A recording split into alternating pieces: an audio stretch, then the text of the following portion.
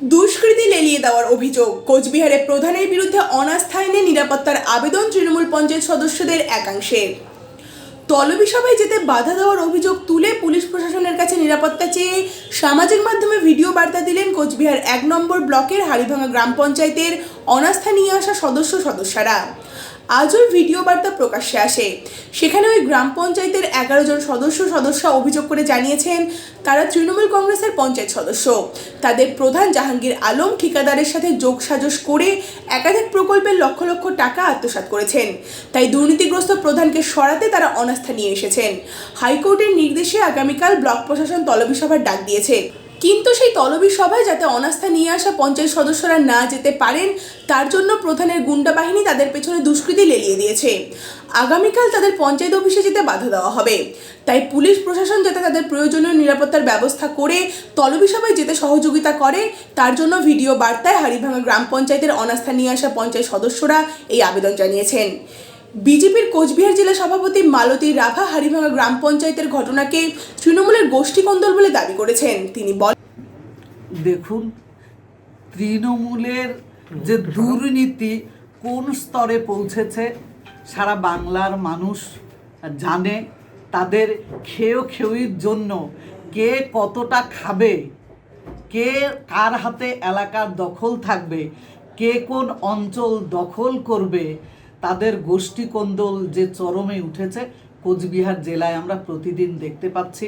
আমরা দিনহাটার ওকরাবাড়িতেও দেখেছি, আজকে যে গতকাল হাড়িভাঙায় হয়েছে, আরও প্রতি অঞ্চলে হবে। তাদের যে গোষ্ঠীকন্দল চরমে, সেটা বাংলার মানুষ দেখছে, কোচবিহারের মানুষ দেখছে।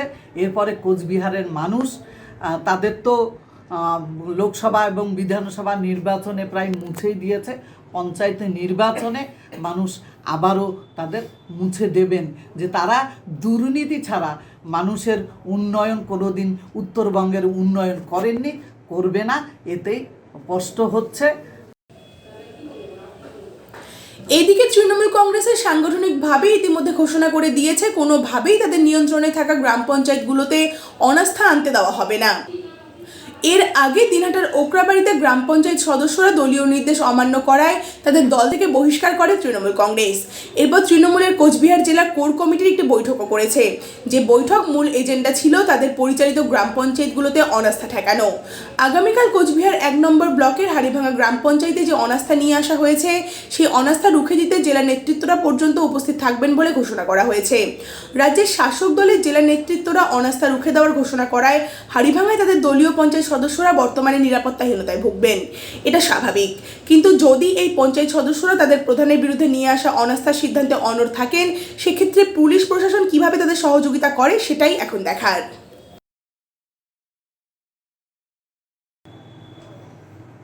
দেখুন, ভোট পরবর্তী হিংসায় কোচবিহার জেলা জুড়ে যে খুন, সন্ত্রাস, বাড়িঘর লুটপাট করেছে শাসক দলের হারমাত নেতারা, তাদের গোষ্ঠীকন্দলে যে চিড়িয়াখানায় খুন হয়েছে তাতে বিজেপি কর্মীদের ফাঁসিয়ে দেওয়া হয়েছে। কিন্তু আমরা চাই যে সিবিআই তদন্ত হচ্ছে, নিরপেক্ষভাবে তদন্ত হোক, প্রকৃত সত্যটা উঠে আসুক। আমাদের সিবিআইয়ের প্রতি আস্থা আছে। সঠিক তদন্ত হোক এবং অপরাধীরা শাস্তি পাক।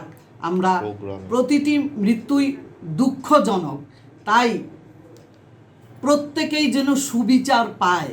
বিজেপি যে কর্মীরা খুন হয়েছে তাদের কিন্তু একজনকেও এখনও গ্রেপ্তার করা হয়নি, শুধু দিনহাটায় একজনকে গ্রেপ্তার করা হয়েছে। আর যেটা চিড়িয়াখানায় ঘটেছে তাদের গোষ্ঠীকন্দল, সেখানে বিজেপি কর্মীদের ফাঁসিয়ে দেওয়া হয়েছে এবং বিজেপি কর্মীদের গ্রেপ্তার করা হয়েছে। আমরা চাই সিবিআই সঠিক তদন্ত করুক, তারা নির্দোষ প্রমাণিত হবে। এবং এটাও চাই যে সিবিআই কেন্দ্র পাঠিয়েছে, কোনো রাজ্যে যায় না, ত্রিপুরাতে কেন যাচ্ছে না, সিবিআই সঠিক তদন্ত করুক, নিরপেক্ষ তদন্ত করুক। যারা অপরাধী তারা তো শাস্তি পাবেই, অপরাধীদের যেন প্রতিটি অপরাধীকে যেন ধরা হয় এবং তাদের শাস্তি দেওয়া হয়।